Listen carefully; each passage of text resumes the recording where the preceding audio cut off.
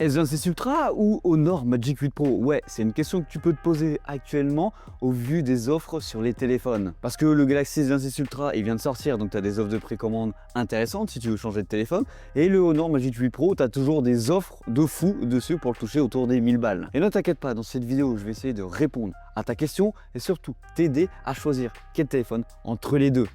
Bonjour à tous et bienvenue sur cette nouvelle vidéo, c'est Hugo et comme tu l'as compris ici, je te fais un petit comparatif entre le Honor Magic 8 Pro et le Galaxy S26 Ultra. Premièrement, on va pas parler du design parce que ça c'est les goûts et les couleurs et ça c'est propre à chacun. Perso tu vois, moi je préfère le design du Galaxy S26 Ultra, d'autres préféreront celui du Honor Magic 8 Pro. Mais on va plutôt commencer sur la partie écran. Côté du Galaxy S26 Ultra, on a un écran qui est plus grand, un écran plat de 6,9 pouces. Avec une luminosité maximale autour des 2600 nits. Côté du Honor Magic 8 Pro, on a un écran beaucoup plus compact de 6,71 pouces, incurvé légèrement, avec une luminosité qui est mesurée autour des 3600 nits. Donc oui, tu as un écran un petit peu plus lumineux sur le principe, mais les deux luminosités sont largement suffisantes pour le soleil en pleine journée. Mais de ce que tu peux entendre parler actuellement sur l'écran du Galaxy S26 Ultra, peut paraître vrai selon certaines personnes parce qu'il a un gros défaut, c'est qu'il fait mal au crâne à certaines personnes. Perso, ça me le faisait au début, maintenant je me suis habitué ou adapté. Alors je m'explique, initialement Samsung avait laissé entendre qu'il s'agissait d'un écran 10 bits.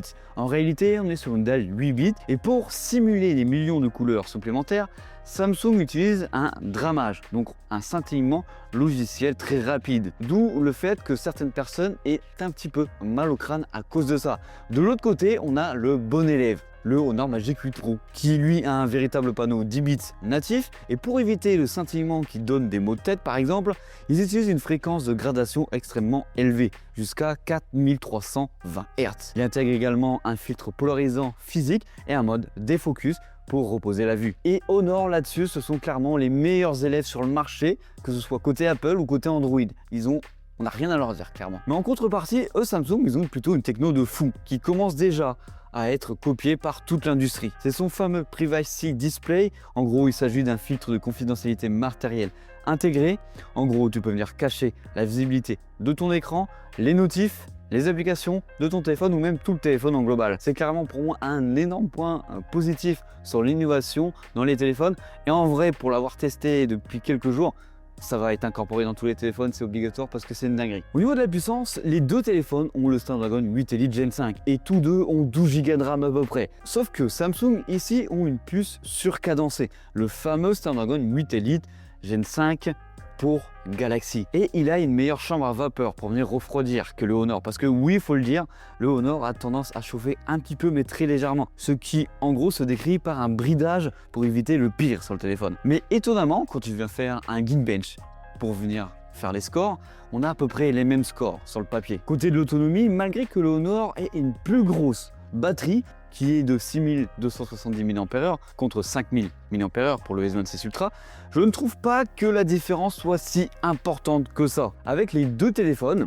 tu vas tenir une journée complète sans problème, voire plus, même en l'utilisant intensivement. Mais oui, si on doit dire qui est le meilleur clairement sur l'autonomie, c'est le Honor. Là, il est au-dessus, c'est vrai. Mais oui aussi, il n'a pas vraiment une meilleure autonomie que le Galaxy S26 Ultra, comme pourrait le faire paraître la capacité de la batterie. Pour une personne lambda qui recherche son téléphone tous les soirs, il ne verra jamais la différence entre les deux autonomies des deux téléphones. Alors oui, la recharge du Galaxy S26 Ultra est bien plus longue que celle du Honor, mais dans les deux cas, il faut le chargeur adéquat pour avoir la meilleure recharge rapide. Et tiens, petit aparté, j'ai lu en commentaire ou j'ai pu voir par exemple sur Twitter, le câble d'origine que tu as dans la boîte du S26 Ultra, il marche très bien avec une charge 60 watts. Il faut juste avoir le bloc chargeur compatible 60 watts. Donc par exemple, moi je le recharge sur mon chargeur 100 watts Huawei avec un câble Huawei ou le câble d'origine du téléphone, il charge en 60 watts. Et en photo, finalement, En photo, finalement, on a deux philosophies bien différentes. Sans parler et décrire tous les capteurs qu'on a sur les deux produits, le traitement logiciel de Samsung, je trouve qu'il s'assagit d'année en année. En gros, l'appareil délivre désormais des clichés aux couleurs plus naturelles et plus réalistes qu'avant. À côté de ça, on a Honor qui, eux, optent pour un traitement d'image beaucoup plus punchy avec des forts contrastes et une netteté accentuée. Et oui, les zooms sur le Honor Magic 8 Pro, surtout avec la fonctionnalité IA qui retravaille, est quand même beaucoup plus impressionnante que le S26 Ultra.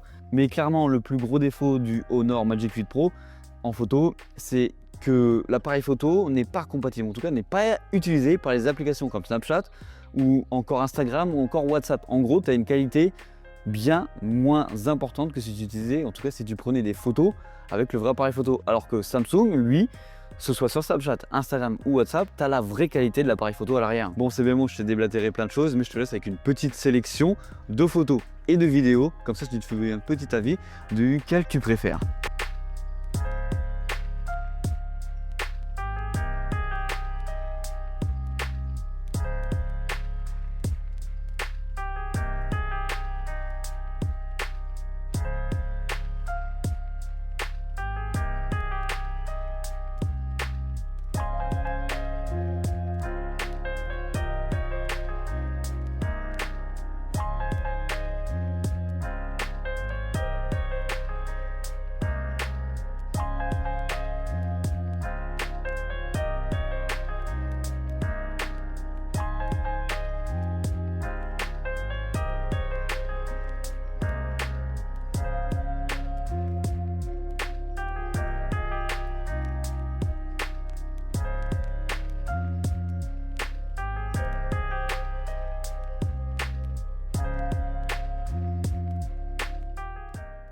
Là on est en vidéo 4K 60 images par seconde sur les deux.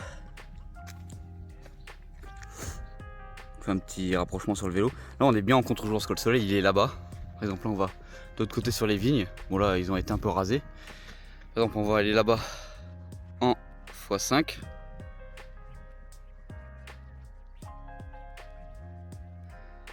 En x1. Grand angle.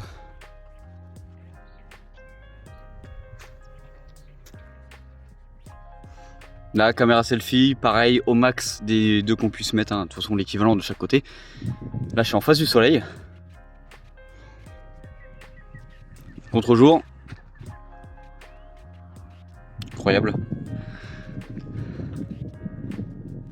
Quoi, je peux vous dire qu'en cette belle journée ensoleillée, vu que je suis en vidéo et je vais déblatérer, il y a beaucoup de vélos qui sortent et beaucoup de motos. Pour un mec qui fait jamais du vélo, et ben en fait quand tu fais du vélo t'en croises pas mal sur les petites routes de Champagne. Là on est tous les deux en 4K 60 images par seconde avec la stabilité au max. Alors sur les S26 Ultra on n'a pas mis la stabilité verticale parce que ça sert clairement à rien sur le moment, hein, parce qu'on va pas bidouiller le téléphone comme ça. Allez on va courir un petit peu.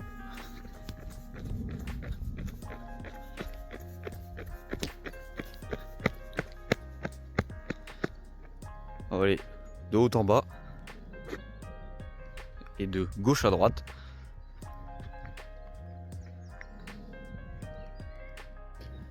Là, on est sur une petite caméra selfie, tranquillou pilou, avec le soleil en face de nous. Donc on est dans le bon sens du soleil. Alors je vais être honnête avec vous, il y en a un que je kiffe largement, surtout sur la caméra selfie. Parce que l'autre, j'ai l'impression, voilà, je spoil un peu, hein. J'ai la peau qui est beaucoup trop pâle. On a l'impression que j'ai une gastro sur l'un des deux, et l'autre c'est ma vraie couleur finalement.